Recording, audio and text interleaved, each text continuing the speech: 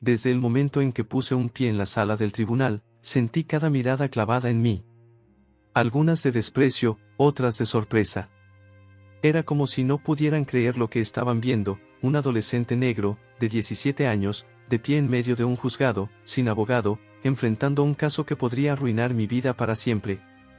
Respiré hondo y avancé, con la espalda recta, tratando de ignorar la sensación de que cada par de ojos me estaba juzgando antes de que pudiera abrir la boca. Mi camisa social, prestada por mi vecino, me quedaba grande. Las mangas me llegaban casi hasta los dedos y la tela áspera me raspaba el cuello. Pero ese era el menor de mis problemas. El acusado, Joaquín Álvarez, anunció el alguacil con voz monótona, y el sonido de mi nombre resonó en la sala. Caminé hasta la mesa donde, en un caso normal, debería estar sentado junto a un abogado. Pero estaba solo. No porque quisiera, sino porque me di cuenta de que nadie iba a luchar por mí. Y si algo había aprendido en mi vida era que, si nadie lo hacía, yo lo haría por mí mismo. El juez, un hombre mayor de piel pálida y cabello gris bien peinado, me observó por encima de sus gafas. Tenía el gesto endurecido por años de dictar sentencias. «Señor Álvarez, ¿dónde está su representante legal?», preguntó, con el ceño fruncido. Me aclaré la garganta. Sabía que cualquier duda en mi voz sería tomada como debilidad. «Me represento a mí mismo, su señoría». Un murmullo recorrió la sala. Vi a la fiscal, una mujer de traje azul y cabello recogido, levantar una ceja con una expresión de burla. Un adolescente defendiendo su propio caso. Debía parecer un espectáculo patético para ellos. El juez hizo una pausa, mirando mis papeles sobre la mesa. No es común que alguien de su edad se defienda solo en un caso penal. ¿Entiende las implicaciones de esto? Sí, su señoría, respondí con firmeza. Y sé que tengo derecho a hacerlo. El juez intercambió una mirada con la fiscal. Ella sonrió de lado, como si la situación le divirtiera. Muy bien, dijo el juez, acomodándose en su silla. Pero sepa que no toleraré interrupciones ni discursos fuera de lugar. ¿Está listo para proceder? Sí, señoría. Mi voz salió más fuerte de lo que esperaba, y eso me dio confianza. Sabía que todos en esa sala pensaban que esto sería una ejecución pública. Un adolescente negro, sin abogado, enfrentando al sistema. ¿Cuántas veces habían visto esto antes? Lo que no sabían es que yo no estaba ahí para rendirme. Estaba ahí para pelear. La fiscal se puso de pie y caminó hacia el centro de la sala con pasos seguros. Señoría, este caso es simple. Tenemos evidencia suficiente para probar que el acusado hackeó el sistema de seguridad de la empresa Luxtech, comprometiendo datos sensibles. A pesar de su edad, el señor Álvarez tiene conocimientos avanzados en informática. Eso no está en discusión. Hizo una pausa para mirarme directamente. Lo que está en discusión es si usó ese conocimiento para cometer un crimen. Mi mandíbula se tensó. No podía demostrar mi inocencia aún, pero tampoco iba a dejar que me pisotearan. Señoría, interrumpí, levantando la mano, si la fiscal está lista para presentar pruebas, yo también estoy listo para responder. El juez golpeó su mazo en la mesa. Todo a su debido tiempo, señor Álvarez. Pero vi algo en su expresión. Algo que no había estado ahí antes. Una pizca de curiosidad. No lo sorprendía mi caso, ni mi edad, ni mi color de piel. Lo que lo sorprendía era que no tenía miedo. Y eso, por primera vez en toda mi vida, me dio una pequeña ventaja. Todo comenzó con un error. Uno de esos errores que parecen insignificantes en una oficina, un fallo en un sistema, un nombre mal escrito en una base de datos. Pero cuando eres un adolescente negro en un barrio donde la policía no hace preguntas antes de actuar, esos errores pueden costarte la vida. Recuerdo perfectamente la noche en que todo cambió. Estaba en mi habitación, con los audífonos puestos, trabajando en un proyecto de programación que había empezado por diversión. Me gustaba analizar códigos, entender cómo funcionaban los sistemas de seguridad, pero nunca con malas intenciones. Para mí, era como resolver acertijos complejos, un desafío intelectual que disfrutaba más que cualquier videojuego. Mi madre, Carmen, estaba en la sala viendo televisión. Había trabajado un turno doble en el hospital donde era enfermera y apenas tenía fuerzas para mantenerse despierta.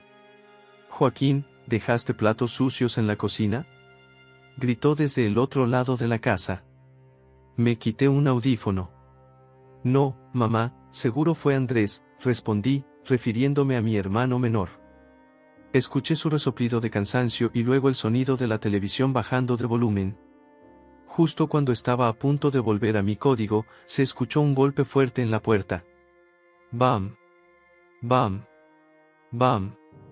Mi madre y yo nos miramos por un segundo. Era tarde, casi medianoche. Nadie llamaba a nuestra puerta a esa hora. «¿Quién es?», preguntó mi madre, acercándose con cautela. «Policía. Abra la puerta». Su tono era seco, autoritario. Mi estómago se encogió. Me puse de pie de inmediato, mi mente buscando una explicación lógica. Pero no hubo tiempo. «Bam. Bam. Bam. Carmen Álvarez, abra la puerta». Mi madre miró por la mirilla y abrió, todavía con su uniforme de enfermera puesto. Apenas tuvo tiempo de preguntar qué pasaba cuando 3 agentes entraron de golpe en nuestra casa. «Alto ahí. Manos donde podamos verlas». Me congelé. Uno de ellos, un hombre alto con barba, me señaló con la mano en su arma. «¿Eres Joaquín Álvarez?». «Ese sí, ¿qué pasa?». «Estás detenido. Ponte de rodillas y cruza las manos detrás de la cabeza». «¿Qué?», exclamó mi madre. «Debe ser un error». Uno de los policías la ignoró y se acercó a mí. «¿Sabes por qué estamos aquí, chaval?». «No tengo ni idea», repliqué, mi voz temblaba, pero no por miedo, sino por la rabia que comenzaba a crecer en mi pecho. El policía no respondió. En cambio, me dio la vuelta y me puso las esposas con un movimiento brusco. «Suéltenlo», gritó mi madre, forcejeando con uno de los agentes. «Díganme qué está pasando». «Su hijo está acusado de acceso ilegal a sistemas protegidos», dijo el oficial barbudo. «Tenemos pruebas de que hackeó la red de seguridad de una empresa de tecnología». «Eso es imposible», dije entre dientes. «No hice nada». Pero no escucharon. No importó lo que dijera. Me arrastraron fuera de mi casa mientras mi madre gritaba mi nombre. El viaje a la estación fue un borrón de luces rojas y blancas reflejándose en las ventanas del auto policial. Sentía mis muñecas arder por la presión de las esposas. Lo peor de todo fue la mirada del oficial en el asiento delantero. Me observaba por el espejo retrovisor con una mezcla de burla y certeza. Para él, yo ya era culpable. Cuando llegamos a la comisaría, me encerraron en una sala fría, con una mesa de metal y una silla incómoda. Después de lo que parecieron horas, entró un hombre de traje gris, con un portapapeles en la mano. «Soy el defensor público asignado a tu caso», dijo sin mirarme. «¿Por qué estoy aquí?», pregunté con frustración. El hombre suspiró. «Parece que alguien hackeó los servidores de LuxTech y la dirección IP está vinculada a tu casa». Lo miré incrédulo. «Eso no significa nada. Las IPS pueden falsificarse, cualquiera con conocimientos básicos lo sabe». El abogado frunció el ceño. «Mira, chico, te daré un consejo, acepta un acuerdo. Si cooperas, podrías evitar la cárcel». Mi corazón se aceleró. ¿Cómo que aceptar un acuerdo? Soy inocente. El hombre se encogió de hombros. «Eso tendrás que probarlo en el juicio». Y en ese momento lo entendí. Nadie iba a luchar por mí. Para ellos, yo era solo un número más en una lista de casos que resolver rápido. Así que tomé una decisión: si nadie iba a defenderme, lo haría yo mismo. El juicio comenzó con la misma sensación que había sentido desde el primer día en que me arrestaron. Todos ya habían decidido que yo era culpable antes de escucharme. El juez, don Ignacio Fuentes, tenía el ceño fruncido mientras revisaba los documentos sobre su estrado. A su izquierda, la fiscal, la licenciada Valeria Torres, se acomodaba su saco azul con una expresión de seguridad absoluta. Frente a mí, había una fila de espectadores, algunos periodistas, otros curiosos que habían oído hablar del caso de el joven hacker que quiso desafiar al sistema. Pero yo no era un hacker criminal. Y estaba a punto de demostrarlo. Señor Álvarez, dijo el juez, con su voz áspera, este tribunal le ha concedido la oportunidad de defenderse a sí mismo. Pero si en algún momento considero que no está calificado para hacerlo, le asignaré un abogado. ¿Lo entiende? Sí, su señoría, respondí con firmeza. Sentí las miradas de burla de algunos en la sala, pero no me importó. Yo sabía lo que tenía que hacer. La fiscal Torres se puso de pie y caminó al centro de la sala. Señoría, el caso es claro, dijo con su tono seguro. Tenemos registros que prueban que la dirección IP del acusado fue utilizada para acceder ilegalmente a los servidores de Luxtech. Se obtuvieron archivos confidenciales y se comprometió la seguridad de la empresa. Hizo una pausa dramática antes de continuar. El señor Álvarez es un prodigio en informática, no hay duda de eso. Pero el talento no está por encima de la ley. Algunos murmuraron en la sala. El juez golpeó su mazo. Señor Álvarez, ¿desea responder? Me levanté lentamente y me acerqué al estrado. Sí, su señoría. Quisiera solicitar el permiso para utilizar mi computadora como parte de mi defensa. Torres bufó. Su señoría, esto es absurdo. No podemos permitir que el acusado manipule pruebas en medio del juicio. Me giré hacia ella. Fiscal, si está tan segura de su caso, ¿por qué teme que yo lo demuestre con pruebas? La sala guardó silencio. El juez me observó por un momento y luego asintió. Permitiré que presente su argumento, pero con supervisión. Un oficial trajo mi computadora, que había sido confiscada cuando me arrestaron. La encendí y conecté la salida a una pantalla grande para que todos pudieran ver lo que hacía. Señoría, empecé, la fiscalía ha basado su caso en la dirección IP de mi casa. Pero eso es como decir que si alguien roba un banco usando un auto similar al mío, entonces yo debo ser el culpable. Algunos asistentes en la sala murmuraron de nuevo. Seguí. Ahora, vamos a analizar el código que, según la fiscalía, fue utilizado en la intrusión. Tecleé rápidamente y proyecté el código en la pantalla. Aquí está la línea de programación que supuestamente demuestra que fui yo quien lo escribió. Pero quiero que noten algo. Hice zoom en una parte específica. Aquí hay un error básico. Una mala práctica que un programador inexperto cometería. Me giré hacia el juez. Su señoría, llevo programando desde los 12 años. Nunca cometería este tipo de error. La fiscal Torres cruzó los brazos. Eso no prueba nada. Puede que lo haya hecho a propósito para despistar. Sonreí levemente. Justamente por eso, quiero demostrar otra cosa. Abrí un registro de accesos de mi computadora. Estos son los logs de mi sistema. Aquí se puede ver que, a la hora del ataque, mi equipo ni siquiera estaba encendido. El juez se inclinó hacia adelante. ¿Está diciendo que su computadora no pudo haber sido la responsable? Exactamente, su señoría. Y además, quiero demostrar otra cosa. Tecleé un par de comandos más y proyecté un análisis forense del código utilizado en el hackeo. Aquí hay un patrón de escritura, algo que los programadores llamamos firma de código.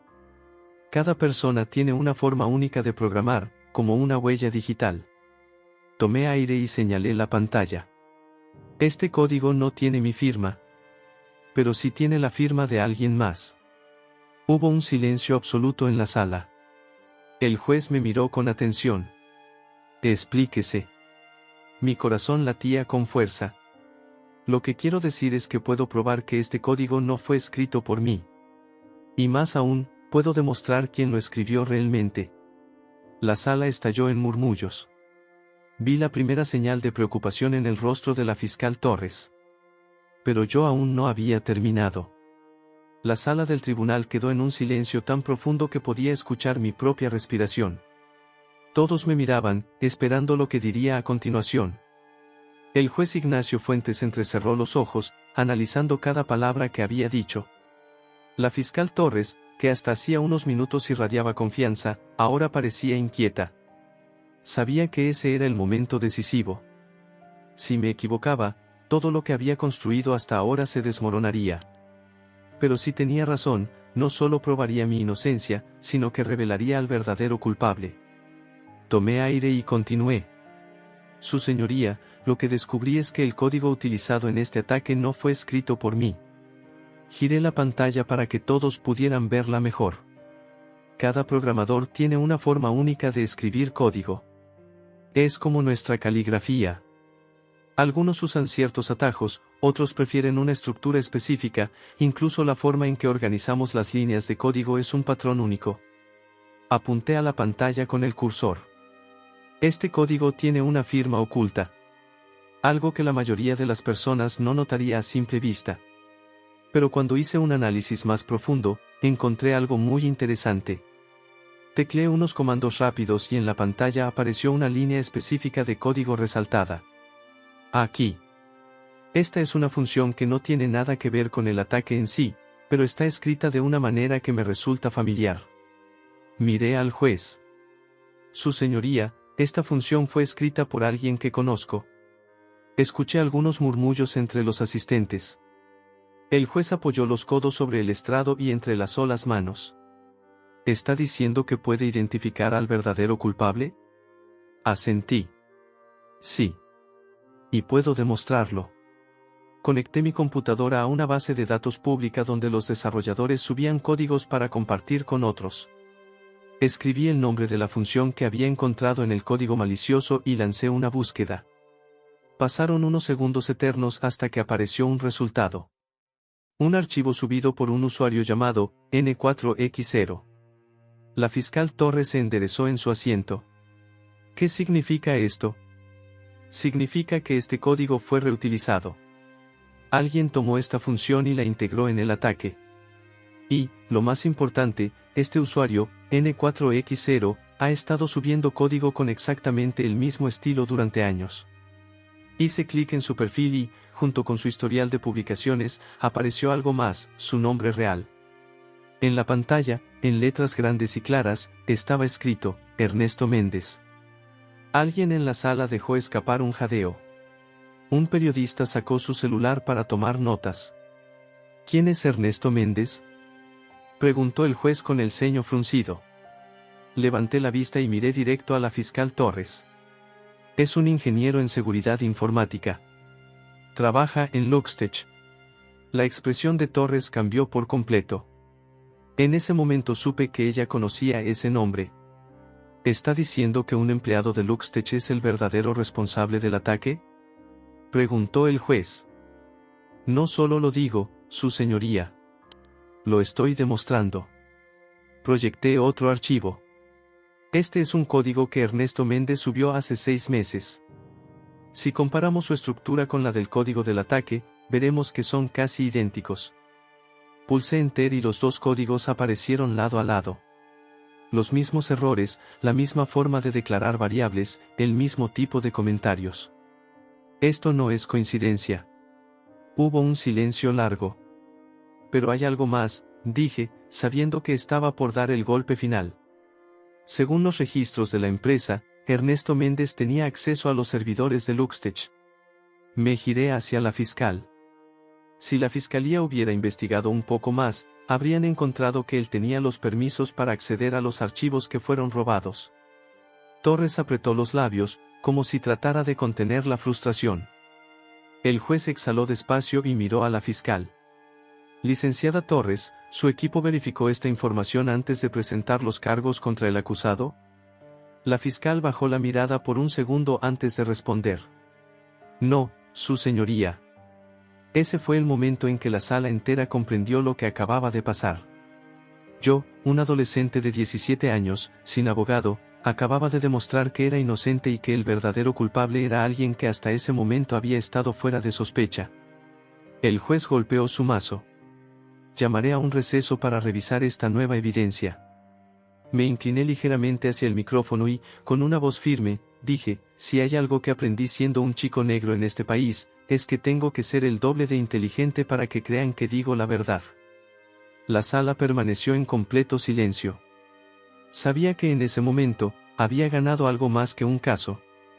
El juez Ignacio Fuentes salió de la sala con el mazo en la mano y una expresión dura en el rostro.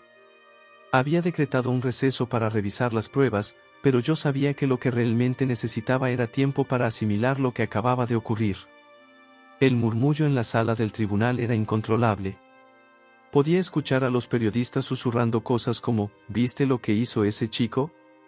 Nunca había visto a la fiscal Torres así de nerviosa. Si esto se confirma, Luxtech tendrá un problema grave.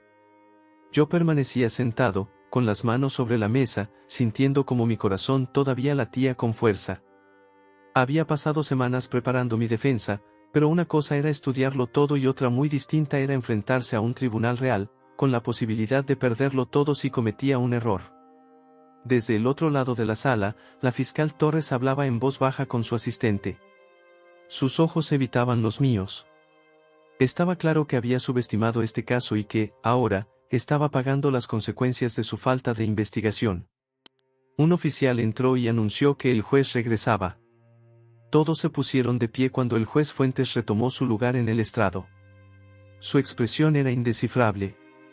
Golpeó su mazo una vez y se aclaró la garganta.